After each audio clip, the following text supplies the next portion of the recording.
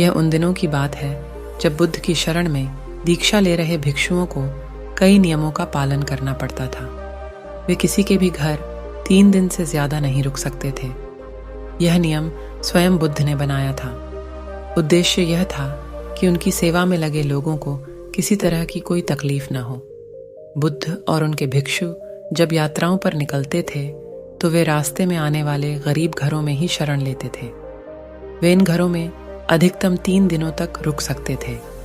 3 दिनों के बाद उन्हें अगली यात्रा पर निकल जाना पड़ता था। एक दिन वे ऐसे ही एक गांव में पहुंचे। बुद्ध और उनके शिष्य अपने रहने के लिए जगह ढूंढ रहे थे। बुद्ध के शिष्य आनंद को एक वेश्या ने अपने घर रहने को आमंत्रित किया।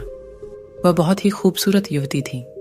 आनंद ने उसे कहा कि वह उसके घर पर रह सकता है, पर इसके लिए उसे बुद्ध से अनुमति लेनी होगी। क्या तुम्हें इसके लिए सचमुच अपने गुरु से अनुमति लेनी होगी?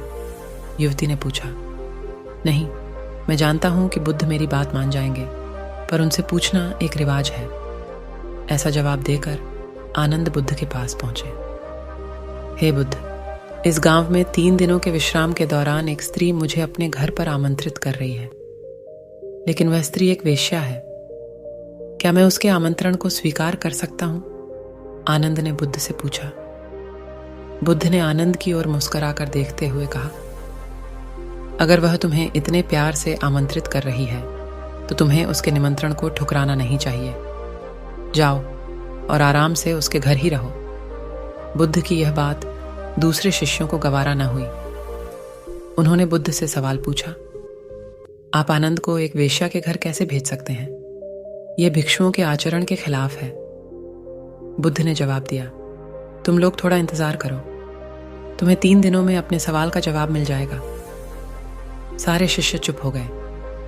फिर आनंद अगले 3 दिनों के लिए उस वेश्या के घर रहने चले गए और बाकी के शिष्य आनंद की जासूसी में लग गए और सारी बातें बुद्ध के कान में डालने लगे। बुद्ध शालीन मुस्कान लिए चुप बने रहे। पहले दिन वेश्या के घर से आनंद और महिला के गाने की आवाज आई। यह बहुत नई बात थी। एक भिक्षु का वेश्या के साथ यूं गाना गाना। शिष्यों ने कहा, बस यह तो गया।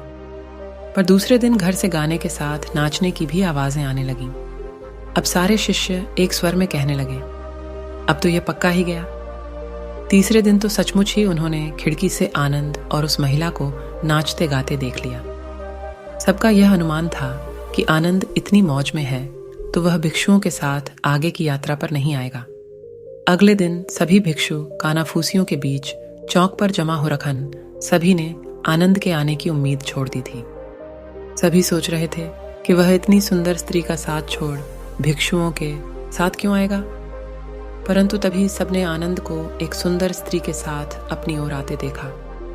वह सुंदर स्त्री एक महिला भिक्षुक का रूप धरे हुए थी। बुद्ध उसे देखकर मुस्कुरा रहे थे, जबकि बाकी विस्मित होकर खुले मुंह से आनंद और उस महिला भिक्षुक को ताक रहे थे। बुद्ध ने आनंद की पीठ पर हाथ रखते हुए भिक्षुओं को संबोधित किया, अगर खुद पर भरोसा है तो आपको कोई भ्रष्ट नहीं कर सकता, बल्कि अगर आपका चरित्र बलवान है तो आप भ्रष्ट को भी चरित्रवान बना सकते हैं। ऐसा कहते हुए बुद्ध ने वेश्या से भिक्षुक बनी महिला का स्वागत किया और सभी लोग आगे की यात्रा पर निकल पड़े। बुद्ध और आनंद की यह कहानी हमें सिखाती है कि अगर हमारी इच्छा शक्ति मजबूत है तो हम किसी भी स्थिति के गुलाम नहीं बनते। ये बहुत मज़ेदार बात है कि खोट तो हमारे अपने दिल में होता है और शक हम दूसरों पर करते हैं। अपने दिल को साफ रखेंगे तो दुनिया भी हमें साफ नजर आएगी। किसी किताब को कभी उसके कवर से न आंकिए। इस बात को समझ लें कि हम अगर पारदर्शी जीवन जिएं तो हमें किसी कवर की कभी ज़रूरत ही नहीं पड़ेगी।